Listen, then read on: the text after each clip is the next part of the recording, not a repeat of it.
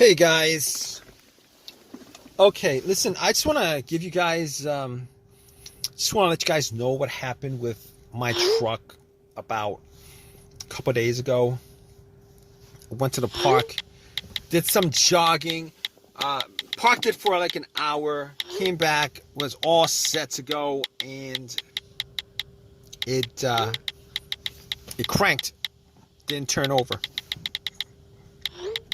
Didn't start off, didn't turn over.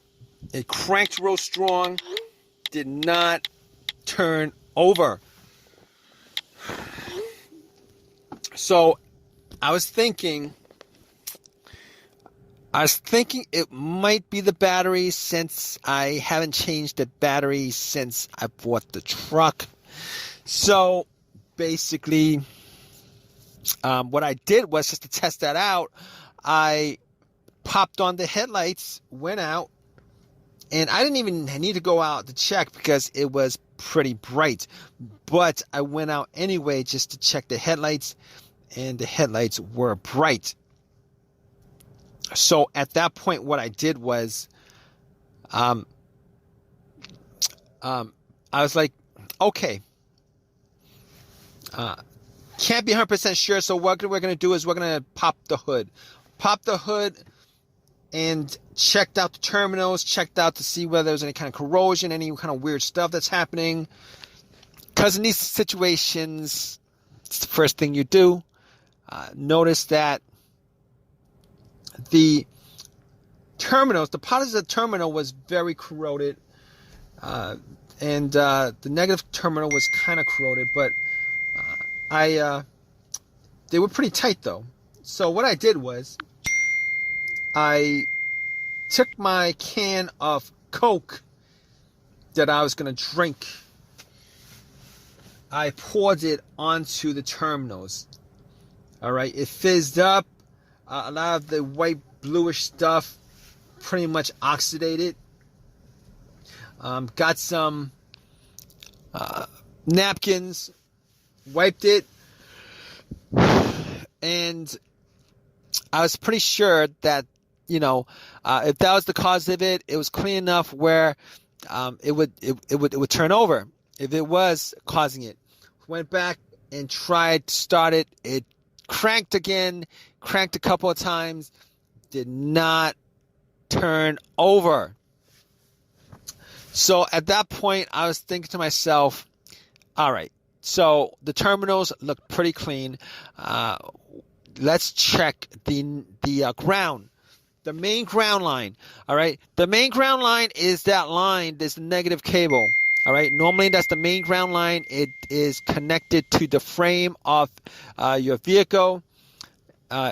So I checked it. It was good. I mean, sometimes a bad ground could cause a weak crank, but that wasn't this situation. That wasn't this situation because I was getting very, very strong cranks coming from the starter, the truck. It was very strong. So I was thinking to myself, it probably could still be the battery. I was hoping, crossing my fingers, that it was, something that was fixable without having to do any kind of major work on it. So I was like, okay, I have a power pack that I bought from Walmart a couple of weeks ago that I had charged up to 100%. So basically, I'm probably gonna do a review on that power pack. It's a really cool power pack with a flashlight on it, and all that stuff. But anyway, I popped it on and tried to crank it. I was hoping it would just turn over. Did not turn over. At that point, I knew it was not the battery. All right, even though the battery's a couple years old, at that point, I ruled out the battery entirely. I ruled out the ground wire being the issue. I ruled out corroded terminals causing it. And I also ruled out the alternator too. I mean, normally the alternator would not be one of those things that you would include in the troubleshooting, but just in case, I eliminated it anyway. Reason being is, a lot of times if your alternator was causing this issue, you'd have a weak crank. I had a strong crank, and popping the power pack to it would, but that was not the case here. So I could rule all those things out. So at that point, I was thinking, okay, what else could it be? All right, I was thinking it could be a whole host of other stuff. It could be the mass airflow sensor could cause that. It could be the throttle position sensor, the throttle body. It could be the camshaft, crankshaft, any single portion of the engine or anything else that has a sensor to it could cause it. But I realized that I didn't have a check engine light on the truck. I haven't had a check engine light on the truck for a very, very, very long time. There's no check engine light before I had this issue. So as a result of that, I was able to rule out every single one of those things. If you guys are in this situation and you guys need to eliminate things that could be causing it, if you guys do not have a check engine light on the truck, you know, for the most part, that it's probably not any one of those things, because any one of those things will cause the computer to read that as a check engine light problem, and it would pop up as you know, the check engine light would appear on the dash. I didn't have any of those issues. So basically, at that point, all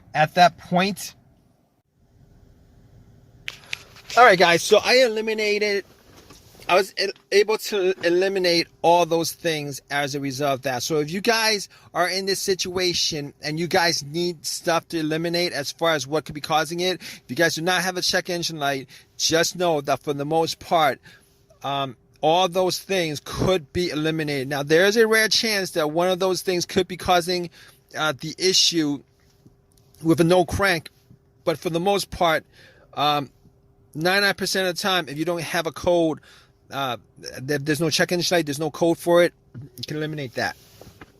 But guess what?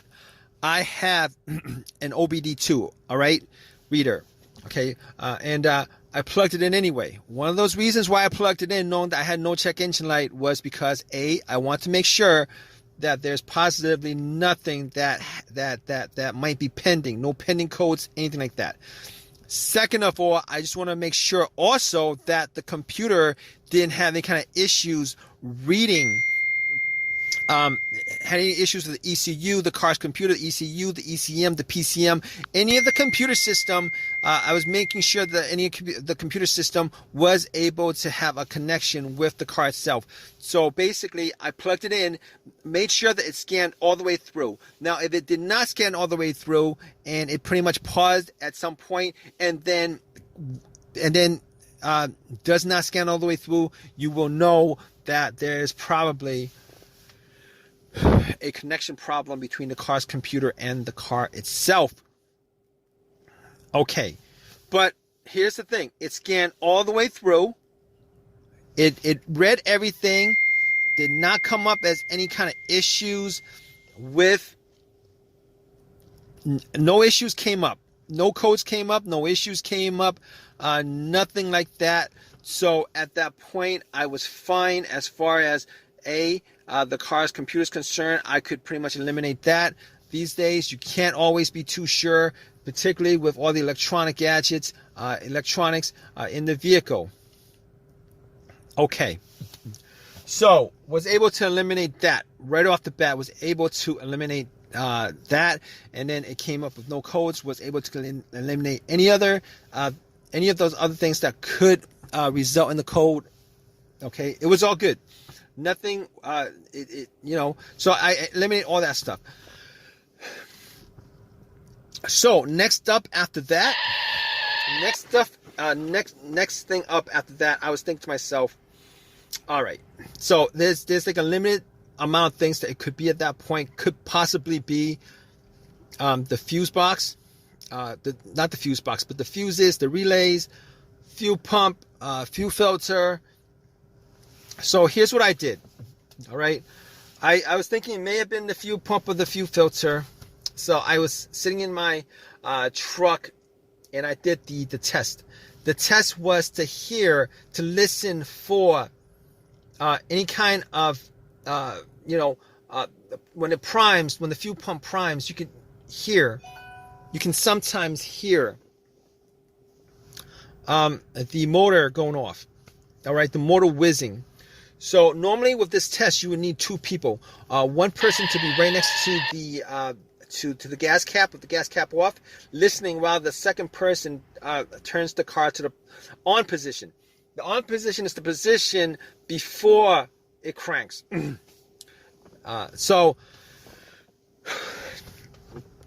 basically, I did it a couple of times. Turn it off, turn it to on position, turn it off, turn it on position, just to see whether I could hear any kind of motorized whizzing sound. And unfortunately, I was not able to do it. I did turn everything off inside the truck and tried to turn it onto this position in all silence just to see whether I could hear anything. And I was not able to make out whether, any kind of noise or no noise was coming. So I couldn't actually hear it.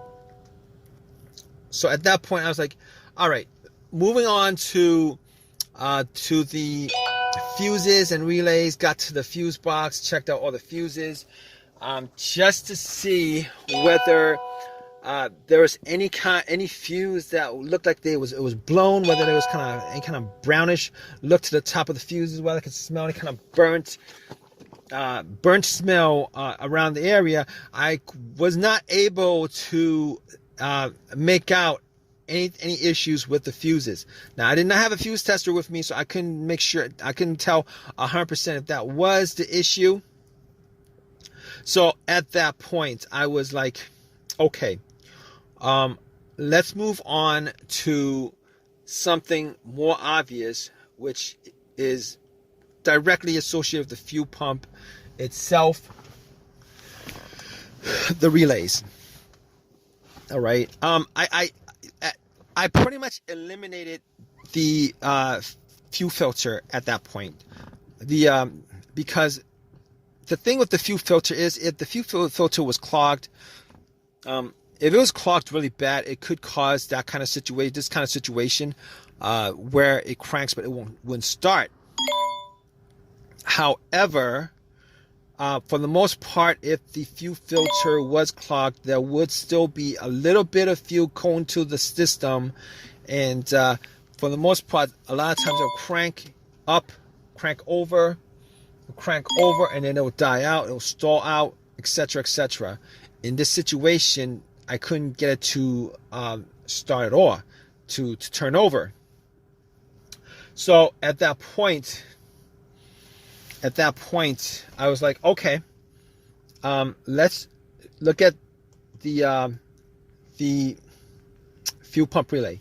I looked at the fuel pump relay, could not tell whether there was an issue with it, but I did the most obvious thing. If you guys are in this situation,